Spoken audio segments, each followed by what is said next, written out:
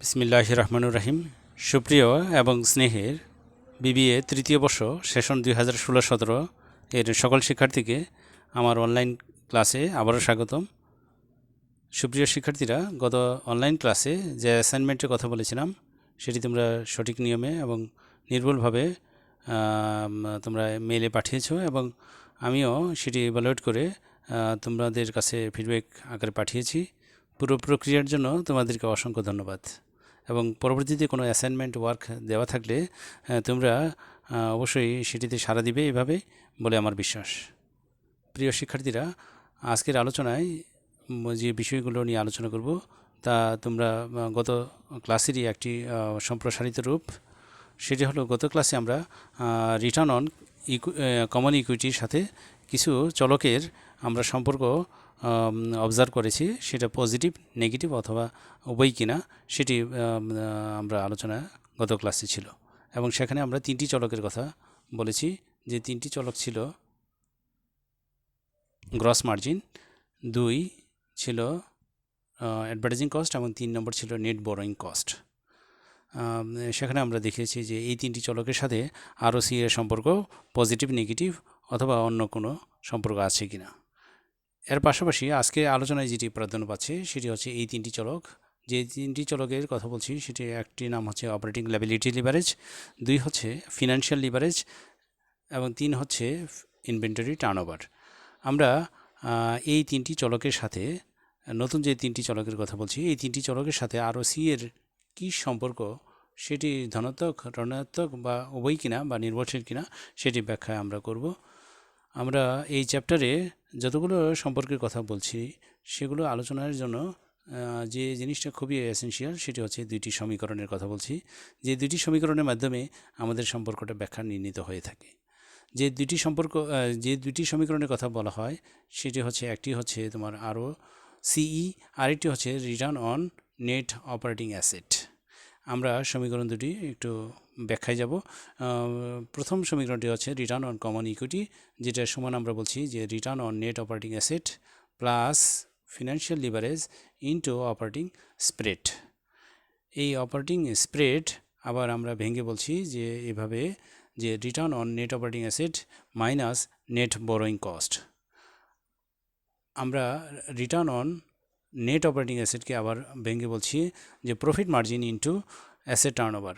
অনেক অঙ্কের ক্ষেত্রে এই সূত্রটি আমরা প্রয়োগ করে থাকি, return on net operating asset equal profit margin into asset turnover.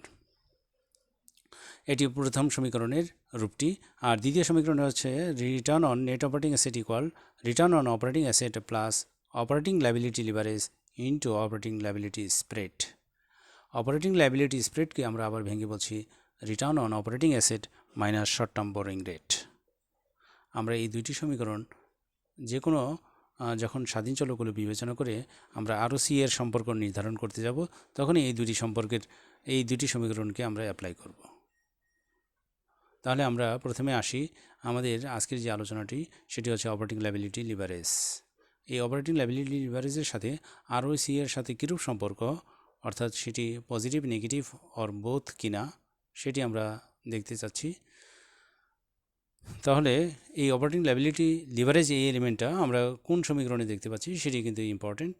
আমরা 1 নম্বর সমীকরণের দিকে তাকাবো, যেখানে আসলে অপারেটিং লায়াবিলিটি লিভারেজ নেই, বরং ফিনান্সিয়াল লিভারেজ আছে। কাজে এই সমীকরণটি এখন আপাতত আমরা বন্ধ রাখবো। 2 নম্বর সমীকরণে কিন্তু অপারেটিং লায়াবিলিটি লিভারেজ উল্লেখ আছে। কাজে আমাদের আলোচনাটা ব্যাখ্যা করার জন্য দ্বিতীয় সমীকরণটাকেই ব্যাখ্যা করতে হবে। এবং দ্বিতীয় সমীকরণে যে বিষয়টি খুবই ইম্পর্টেন্ট সেটি হচ্ছে অপারেটিং লায়াবিলিটি লিভারেজ এই চলকটি আসলে আরওসি এর সাথে কী সম্পর্ক সেটি ব্যাখ্যা করার জন্য আমাদের একইভাবে ইকুয়ালি ইম্পর্টেন্ট হচ্ছে আরেকটি চলক যেটা গৌণ অবস্থায় আছে। অপারেটিং লায়াবিলিটি লিভারেজের সাথে যে চলকটি গৌণ অবস্থায় আছে তার নাম হচ্ছে অপারেটিং লায়াবিলিটি লিভারেজ স্প্রেড। আমাদের স্প্রেডের কথাও কিন্তু এখন ভাবতে হবে। অপারেটিং লায়াবিলিটি স্প্রেড যদি ওঠানামা করে তাহলে কিন্তু তার গুণফলের উপর কিন্তু একটা ইম্প্যাক্ট হবে এবং তার কারণে রিটার্ন অন নেট অপারেটিং অ্যাসেটের একটা ইম্প্যাক্ট হবে এবং আলটিমেটলি আমাদের আরওসি এর উপর কিন্তু একটা পজিটিভ বা নেগেটিভ ইম্প্যাক্ট হবে। আমরা ধরে নিই এখন যে অপারেটিং লায়াবিলিটি স্প্রেড পজিটিভ, তাহলে পুরো গুণফলটাই কিন্তু আমাদের পজিটিভ আসবে এবং তার কারণে আমার return on net operating asset positive, ultimately return on common equity capital positive. অন্যদিকে আমাদের অপারেটিং লায়াবিলিটি স্প্রেড যদি নেগেটিভ হয় তাহলে আমাদের পুরো গুণফলটা অর্থাৎ অপারেটিং লায়াবিলিটি লিভারেজকে সে কিন্তু নেগেটিভলি আমার রিলেশন ক্রিয়েট করবে এবং তার কারণে আমার return on net operating asset কিন্তু নেগেটিভ হবে এবং ultimately return on common equity capital কিন্তু নেগেটিভ হচ্ছে। সো আমরা এই ব্যাখ্যাটায় আসছি যে অপারেটিং লায়াবিলিটি লিভারেজের সাথে আরওসি এর সম্পর্ক ধনাত্মক ও ঋণাত্মক উভয়ই হতে পারে। যখন অপারেটিং লায়াবিলিটি স্প্রেড ধনাত্মক হয় তখন আরওসি এর সাথে সম্পর্ক ধনাত্মক হবে। বিপরীত ক্রমে যখন অপারেটিং লায়াবিলিটি স্প্রেড ঋণাত্মক হয় তখন আরওসি এর সাথে সম্পর্ক ঋণাত্মক। প্রিয় শিক্ষার্থীরা, বিষয়টা তোমরা সম্মুখভাবে উপলব্ধি করেছো বলে বিশ্বাস। আমরা পরবর্তী স্লাইডে যাব।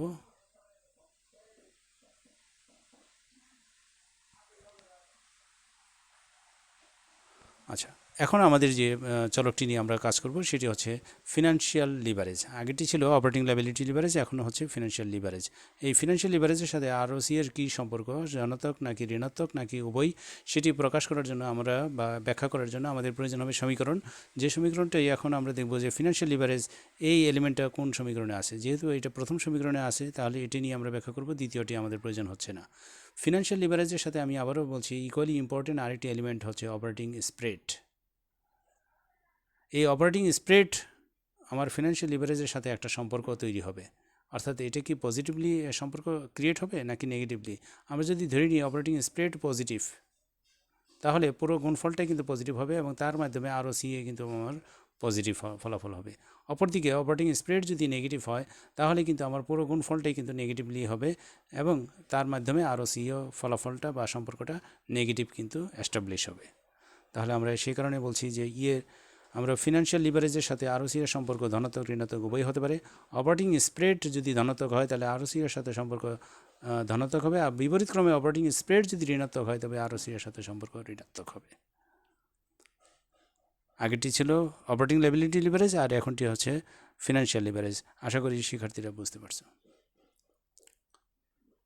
আমরা পরবর্তী চলকের সাথে কথা বলবো, যে চলকটি হচ্ছে ইনভেন্টরি টার্নওভার। তোমরা জানো ইনভেন্টরি টার্নওভার হচ্ছে যে আমাদের যে কাঁচামাল রয়েছে সেগুলোকে আমরা কীভাবে যথার্থভাবে ব্যবহার করতে পারছি কিনা আউটপুট তৈরি করার ক্ষেত্রে। আমাদের ইনভেন্টরি টার্নওভার যত বেশি হবে আমাদের আউটপুট প্রস্তুতটা তত বেশি হবে এবং আউটপুট সেলের মাধ্যমে আমাদের পরিচালনা আয় বেড়ে যাবে এবং পরিচালনা আয় যখন বেড়ে যাবে তখন কিন্তু আরওসি এর উপর একটা পজিটিভ ইম্প্যাক্ট হবে।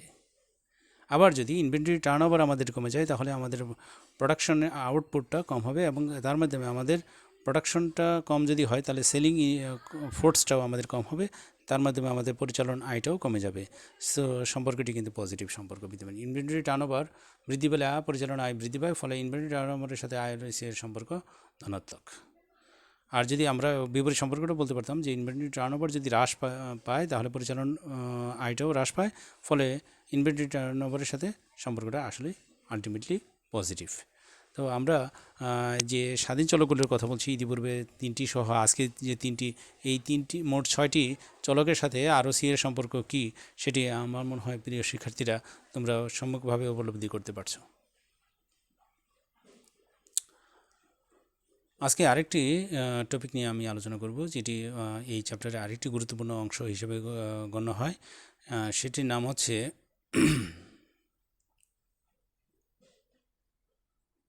যে under what condition return on common equity ROCE be equal to its return on net operating assets. আমরা বাংলায় বলছি কখন আরওসিই এবং আরএনওএ সমান হয়, অর্থাৎ এই দুইটি এলিমেন্ট কখন সমান হবে। ইকুয়েশনে আমরা দেখি যে আমাদের প্রথম ইকুয়েশনটা আমরা ইতিপূর্বে আলোচনা করেছি যে আরওসিই সমান হচ্ছে return on net operating asset plus financial leverage into operating spread. তাহলে এই সমীকরণ থেকে কিন্তু আমরা ব্যাখ্যা করতে পারবো যে কখন আরওসিই সমান আরএনওএ। দুইটি পর্যায়ে বা দুইটি পরিস্থিতির মাধ্যমে এই সমীকরণটি আসবে বা এই কন্ডিশনটি তৈরি হবে। যখন এক নম্বর হচ্ছে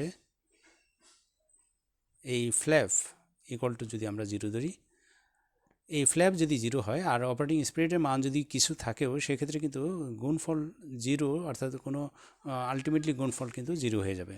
অর্থাৎ গুণের সাথে কোনো কিছু যদি মানে শূন্যের সাথে যদি কোনো কিছু গুণ করা হয় তাহলে আলটিমেট ফলাফলটা কিন্তু শূন্য হয়। তখন এই ডান পাশের এই অংশটুকু অর্থাৎ ফার্স্ট ব্র্যাকেটের যে অংশটুকু এটা যদি গুণফল 0 হয় তাহলে আলটিমেটলি আমরা পাচ্ছি আরওসি সমান আরএনওএ। এটা একটা পরিস্থিতি। আরেকটা পরিস্থিতি হচ্ছে আমরা বিপরীত ধরবো, সেটি হচ্ছে অপারেটিং স্প্রেড যদি শূন্য হয়। এবার অপারেটিং স্প্রেডের মান যদি আমরা শূন্য ধরি আর ফ্লেভের মানও যদি কিছু থাকে, তাও শূন্যের সাথে কোনো কিছু গুণ অবস্থায় সেটি কিন্তু পুরো ফলাফলটাই কিন্তু শূন্য থাকে। ফলে আবারও কিন্তু এই সমীকরণটি এস্টাবলিশ। আশা করি শিক্ষার্থীরা বুঝতে পারছে। এবার আসি দ্বিতীয় যে আমাদের কোশ্চেন, যে when under what conditions return on net operating asset be equal to return on operating asset, কখন আর এনওএ এবং আর ওএ সমান হয়। আমরা দ্বিতীয় সমীকরণের কথা বলছিলাম যে return on net operating asset equal to হচ্ছে return on operating asset plus operating liability leverage into operating liability spread. এই সমীকরণটি থেকেই কিন্তু আমরা এই কোশ্চেনের অ্যান্সারটি করতে পারবো। অর্থাৎ আমরা যদি ধরে নিই 1 নম্বর পরিস্থিতি যদি এমন হয় যে অলেফ অর্থাৎ অলেফ সমান যদি শূন্য হয়, তাহলে এই মানটি যদি শূন্য হয়, এই প্রথম অংশটি যদি আমরা শূন্য মনে করি এবং অলওয়েজ স্প্রেডের মান যদি কিছু থাকেও, তাহলে ওভারঅল ফলাফলটা কিন্তু শূন্য, যে তখন কিন্তু আমাদের এই যেটা চাচ্ছি অর্থাৎ আর এন ও এ সমান আর ও এ। আবার দ্বিতীয় পরিস্থিতি হচ্ছে অপারেটিং লায়াবিলিটি স্প্রেড যদি আমরা শূন্য ধরি, তাহলে অপারেটিং লায়াবিলিটি লিভারেজের মান যদি কিছু থাকেও, সেই গুণফল কিন্তু শূন্য হবে, যার মাধ্যমে আবারও আমরা এই সম্পর্কটি পাবো, অর্থাৎ দুইটা এলিমেন্ট সমান। প্রিয় শিক্ষার্থীরা, এই সমীকরণের আমরা ব্যবহার দেখলাম। এই সমীকরণের ব্যবহার দিয়ে আমরা কিন্তু এই কোশ্চেনের অ্যান্সার কিন্তু আমরা করতে পারলাম। আশা করি প্রিয় শিক্ষার্থীরা পুরো লেকচারটা তোমরা বুঝতে পারছো, এবং আমার একটি রিকোয়েস্ট হচ্ছে তোমরা ভিডিও ক্লাস শেষে অবশ্যই তোমরা অ্যাসাইনমেন্টের টপিকটা দেখবে, এবং তোমরা অ্যাসাইনমেন্টের টপিকটা দেখে অ্যাসাইনমেন্টটা তৈরি করে তোমরা আজকের মধ্যে, যেহেতু আমরা বলছি অনলাইন ক্লাসে আজকের মধ্যে শেখা যাচ্ছে সব কিছু, আজকের মধ্যেই তোমরা তৈরি করে আজকেই তোমরা এটা মেলের মাধ্যমে পাঠাবে, এবং আমি ফিডব্যাক হিসেবে তোমাদের এই ইভ্যালুয়েশনটা কিন্তু আবার ফেরত দিব আজকের মধ্যেই। কাজেই প্রিয় শিক্ষার্থীরা, তোমরা অবশ্যই এই চর্চাগুলোর সাথে থাকো, এবং এর মাধ্যমে তোমাদের পরীক্ষা প্রস্তুতির ক্ষেত্রে বেশ সহায়ক ভূমিকা পালন করবে বলে আমার বিশ্বাস। তোমরা ভালো থাকো, সুস্থ থাকো, এবং আমার জন্য দোয়া করবে। পরবর্তীতে কোনো আরেকটি টপিক নিয়ে আমি আলোচনা করব। সে পর্যন্ত খোদা হাফেজ।